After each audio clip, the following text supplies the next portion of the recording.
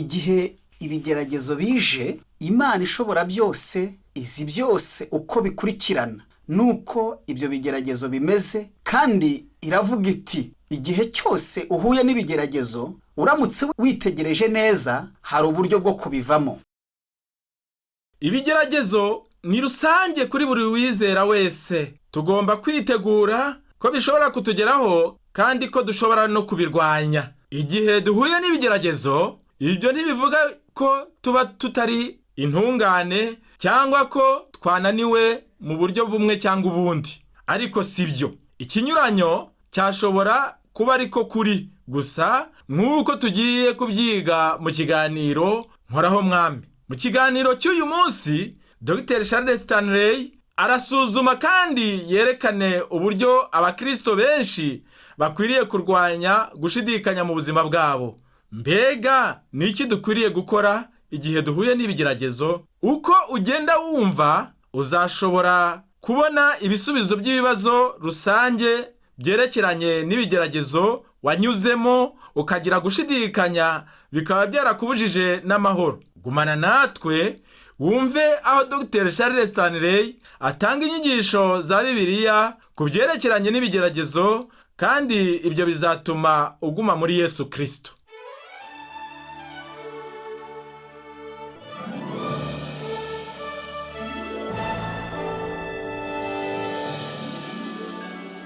Umutwe w'ubutumwa bwiza ni igihe duhuye n'ibigeragezo. Reba muri Bibiliya yawe mu rwandiko rwa mbere Pawulo yandikiye Abakorinto, ibice 10 umurongo wa mbere kugeza kwa 14. Haravuga ngo ndizera ko muri ibi harimo ibanga ryo gutsinda ibigeragezo.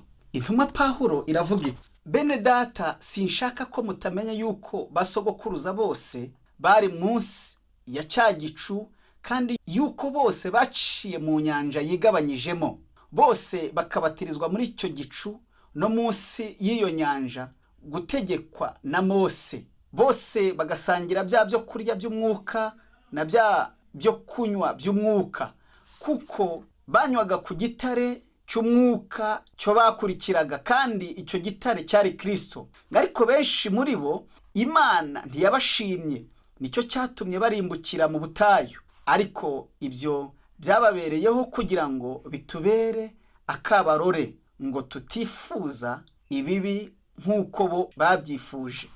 Nuko rero ntimugasenge ibishushanyo nk'uko bamwe bo muri bo babisengaga, nk'uko byanditswe ngo abantu bicajwe no kurya no kunywa bahagurutswa no gukina.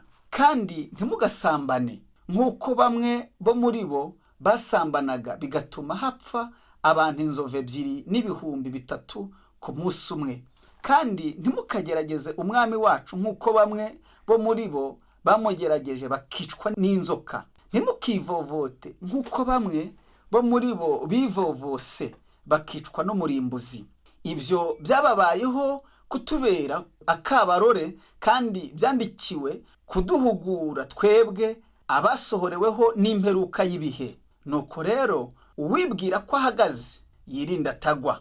Kandi hano hari umurongo w'ingenzi wa 13 ngo nta kigeragezo kibasha kubageraho kitari rusange mu bantu, kandi Imana niyo kwizerwa, kuko itazabakundira kugeragezwa ibiruta ibyo mushobora, ahubwo hamwe n'ibigeragezo izabacira kanzu kugira ngo mubone uko mubasha kukihanganira. Hanyuma kubw'ibyo intumwa Pawulo aravuga ku murongo wa 14 ati, nuko rero bakundwa, nimuzibukire kuramya ibishushanyo. Abakorinto bari mu bwoba, bari mu bigeragezo n'ingorane zibabaza umutima. Ibyo byose byari ku bantu b'i Korinto, kubera ko bari barahisemo gusenga no kuramya ibishushanyo, ari byo bigirwamana. Mu bice bya mbere twabonye ko abizera bo mu itorero bageragejwe no gusubira mu gusenga ibishushanyo, kandi hari n'ubusambanyi bw'uburyo bwose. Bakajya mu minsi mukuru aho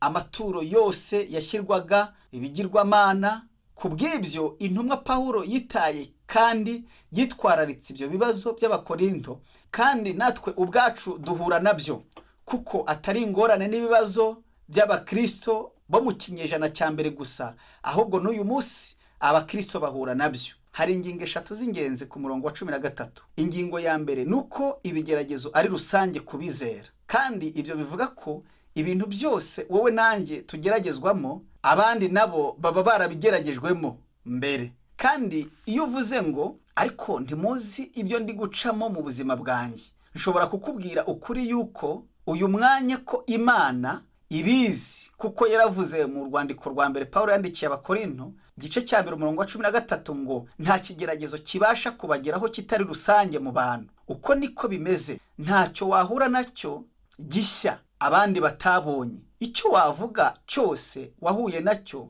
nibyo, ariko nawe ntuzi ibyanjye. Imana irabizi ngo kitari rusange mu bantu. Twese iyo duhuye n'ibigeragezo usanga dutekereza ko ibigeragezo byacu bitandukanye n'iby'abandi, cyangwa ko ibyacu bikomeye gusumba ibyabo. Ariko Imana yateguye ibisubizo ku bibazo byose dushobora guhura nabyo bitandukanye. Imana ntabwo izazana ikintu gishya kugira ngo iguhe ibyo ukeneye, nta na kimwe. Niba ibyo bikoze ku bwibone bwawe, tekereza mu yindi nzira, shima Imana ko itazanye ikintu gishya mu buzima bwawe. Imana yateguye kera cyane ibisubizo by'ibibazo byawe. Umva uko Imana ivuga ku murongo wa 13 ngo nta kigeragezo kibasha kubageraho kitari rusange mu bantu. Hano Pawulo aravuga ko ibigeragezo byose ari rusange kuri twese. Ibyo bivuga muri make ibyo twahura nabyo byose undi muntu aba yarahuye nabyo. Irindi jambo rya kabiri nshaka ko muzirikana ni iri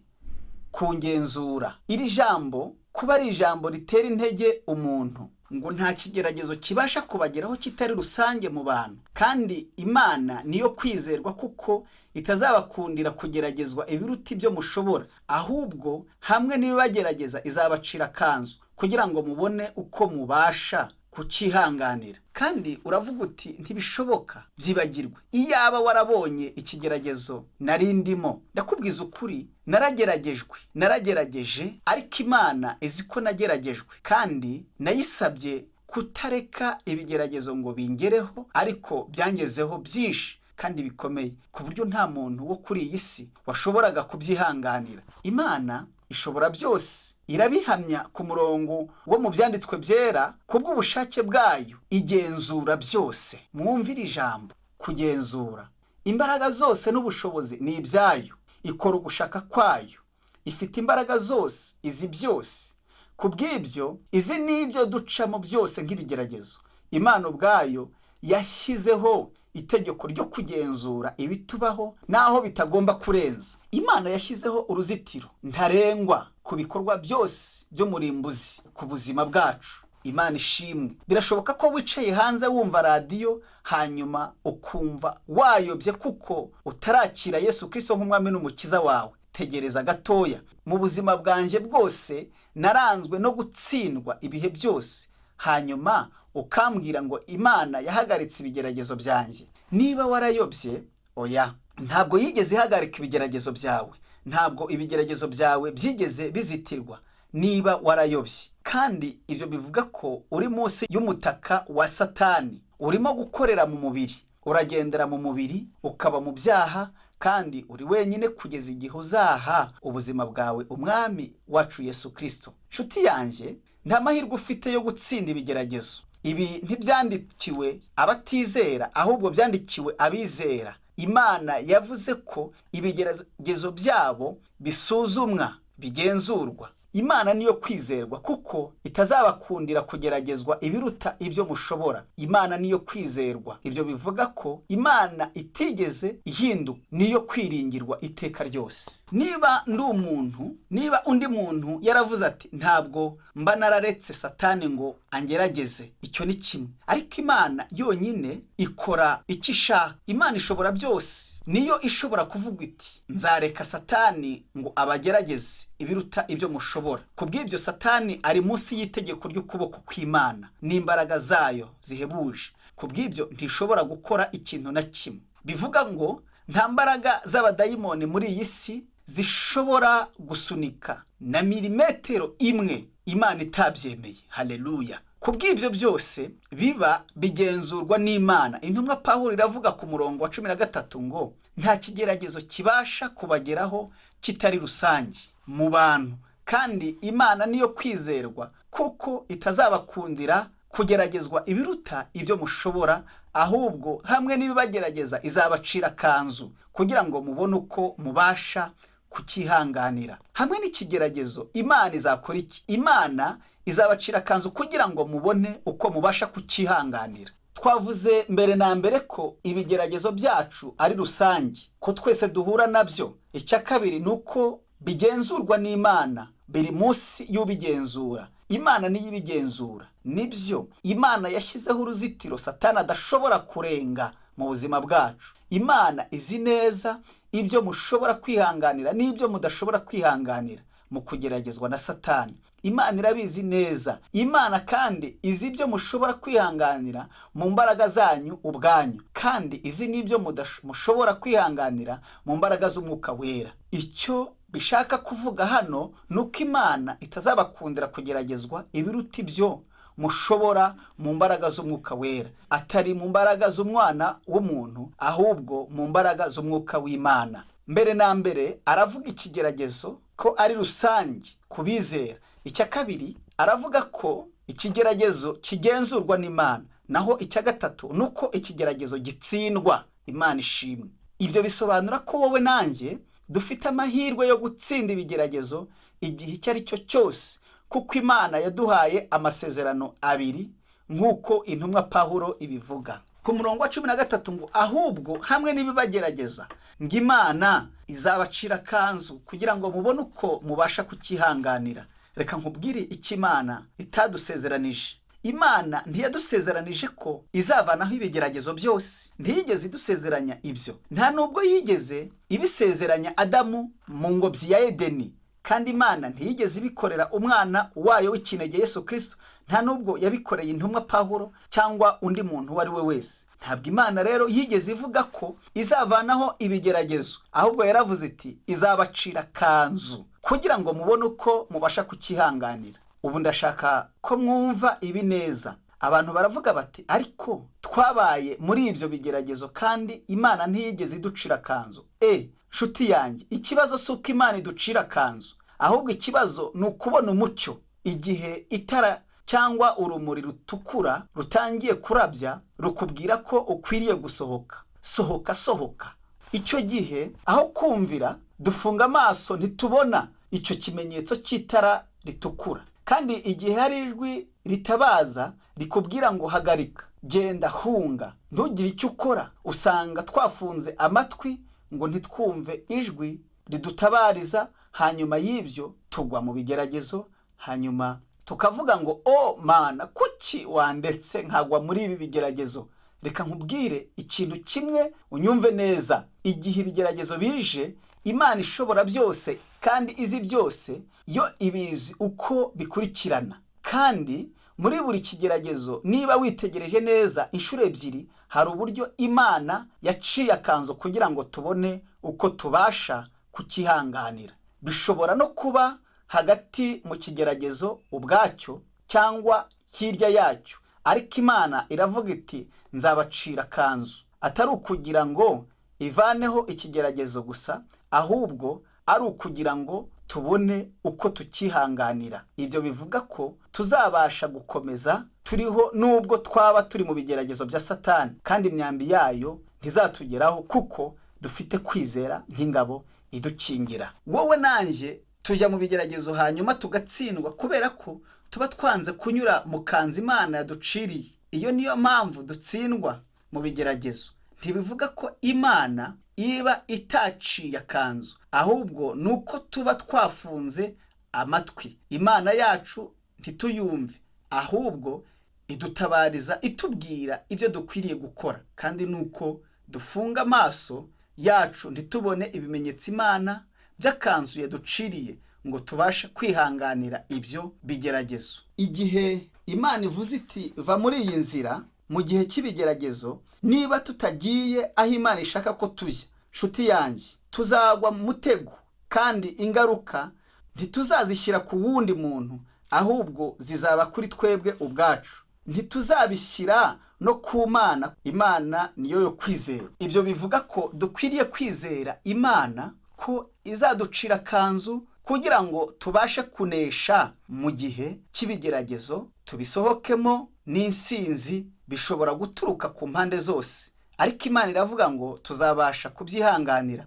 Hanyuma wowe uravuga uti inshingano yanjye ni iyihe mu by'ukuri, niki ngomba gukora? Ndashaka ko unyumva neza. Mbega ni gute dushobora kunesha ibigeragezo? Ibyanditswe biravuga ngo tugomba kurwanya Satani muri Yakobo 4:7 ngo nuko rero mugandukira Imana, ngo ariko murwanye Satani nawe azabahunga.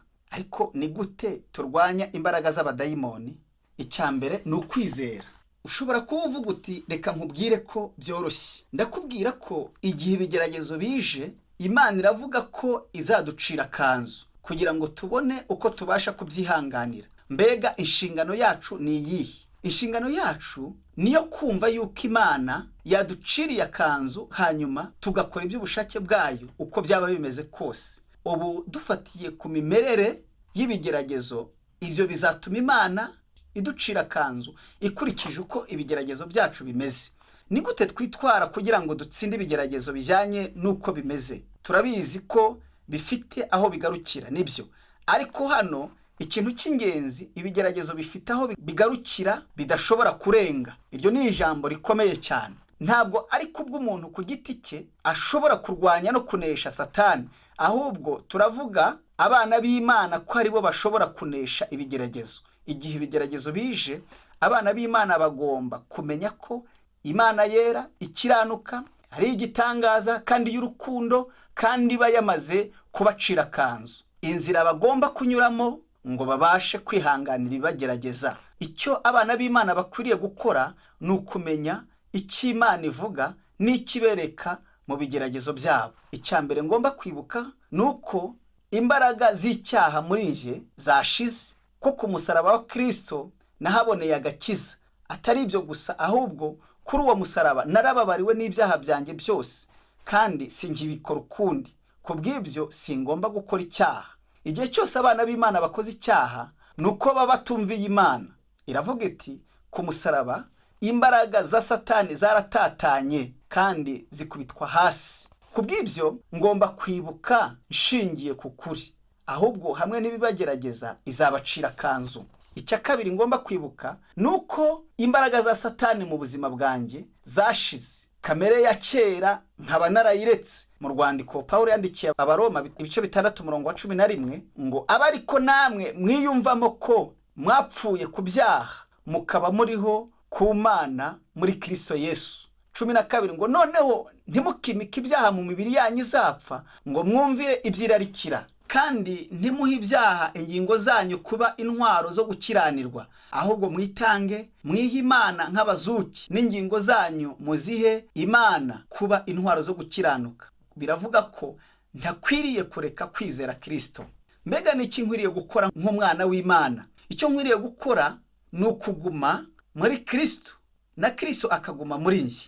Niwe murinzi w'ubuzima bwanjye. Icyambabaza cyose kibanza kubabaza Kristo. Haleluya. Kubw'ibyo mfite kurindwa n'Imana. Igihe nzaba ntarinzwe n'Imana ni igihe nzaba narahisemo kumva ibinyoma bya Satani. Bibiliya ivuga ko igihe Yesu yapfaga, yapfanye nawe, duhambanwa nawe, hanyuma tuzukana nawe, dushushanywa nawe ku musaraba. Reka nkubaze ikibazo. Mbega umuntu wapfuye yareka kugeragezwa?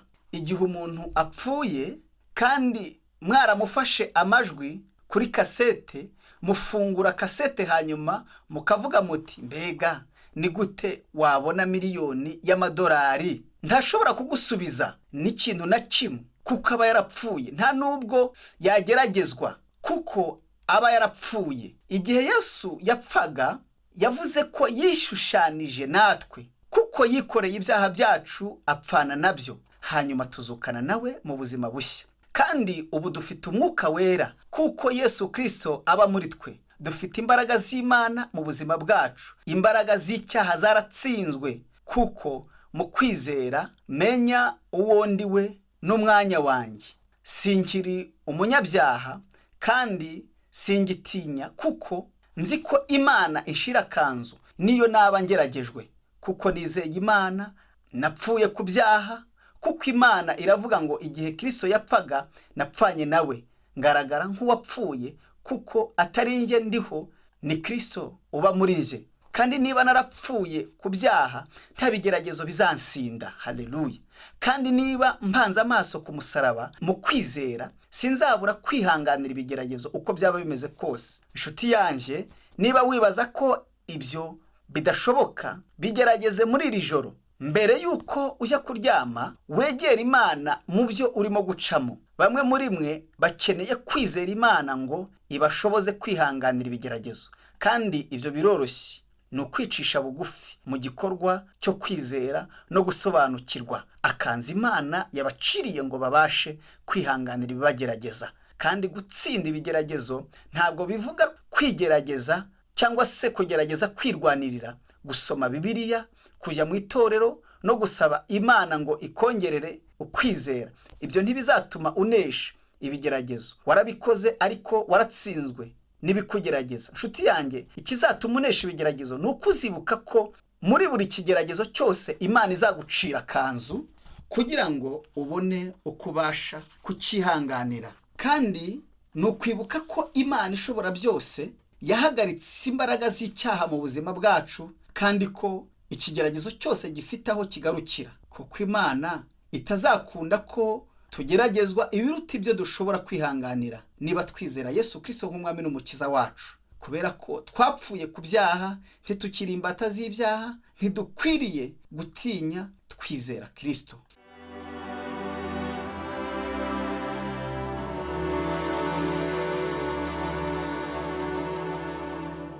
Inyigisho zijyanye n'ibigeragezo zateye urujijo kandi zibabaza benshi mu bana b'Imana. Uyu munsi mu kiganiro Nkoraho Mwami, Dr. Charles Stanley yagaragaje byinshi by'amayobera biboneka mu ntambara abizera bahura nazo mu buzima bwabo. Wibuke ko udafite inshingano zo kwitwararika ibigeragezo, ariko ufite inshingano yo kumenya akanzu Imana yaguciriye no kwizera ko gahari kugira ngo ubone uko ubasha kwihanganira ibyo bigeragezo no kunesha. Ibigeragezo bishobora kuba bikomeye, ariko ntidukwiriye no kubyikururira. Mu ibaruwa Pawulo yandikiye Abaroma, ibice 6 umurongo wa 11 kugeza ku wa 15 haravuga ngo, aba ariko namwe mwiyumvamo ko mwapfuye ku byaha, mukaba muriho mu Mana muri Kristo Yesu. Noneho nimukimika ibyaha mu mibiri yanyu izapfa, ngo mwumvire ibyo irarikira, kandi ntimuhe ibyaha ingingo zanyu kuba intwaro zo gukiranirwa, ahubwo mwitange mwihe Imana nk'abazuke, n'ingingo zanyu muzihe Imana kuba intwaro zo gukiranuka. Ibyaha ntibikabategeke, kuko mudatwarwa n'amategeko, ko ahubwo mutwarwa n'ubuntu. Nuko tugire dute? Mbese dukora ibyaha kuko tudatwarwa n'amategeko, ahubwo dutwarwa n'ubuntu? Ntibikabeho.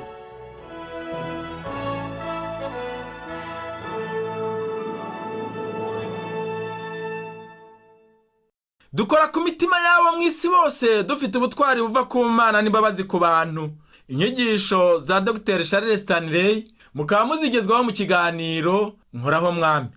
Nshuti mwene data wumva iki kiganiro Nkoraho Mwami, turizera ko ukomeza kwakira inyigisho z'ingirakamaro muri kino kiganiro. Ukaba rero ukigezwaho na Radio Umucyo, ni ku munsi wa kabiri isaha ya 9 z'umugoroba. Niba rero wifuza kugikurikirana, kugira icyo wabaza cyangwa se kuduha ubuhamya bw'ibyagufashije, wabariza kuri Radio Umucyo ikorera hano i Kigali mu karere ka Nyarugenge, mu nyubako ya City Plaza etage ya 6 ku muhanda wa Commercial Street, inimero 70. Ushobora kandi guhamagara kuri telefone yo mu biro, inimero 34 24. Mushobora kandi no kohereza ubutumwa bugufi kuri iyi telefone igendanwa 078 30 86 49 2. Ushobora kandi no kohereza ubutumwa kuri iyi email umucyo.fm@yahoo.fr. Muhawe ikaze mwese.